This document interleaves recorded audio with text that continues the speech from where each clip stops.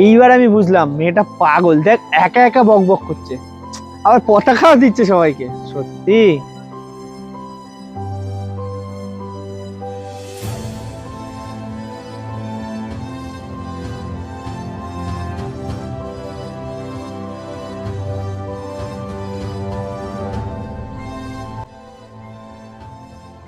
মেয়েটা পাগল হতে পারে কিন্তু কালচারটা বোঝে। 15ই আগস্ট ভোলেনি। আরে ও পাগল না, ওর বয়ফ্রেন্ড 15ই আগস্টের দিন শহীদ হয়েছিল, তাই জন্য ও সব সময় ওর বয়ফ্রেন্ডকে দেখতে পায়। ওরা নিজেরা একে অপরের সাথে কথাও বলে।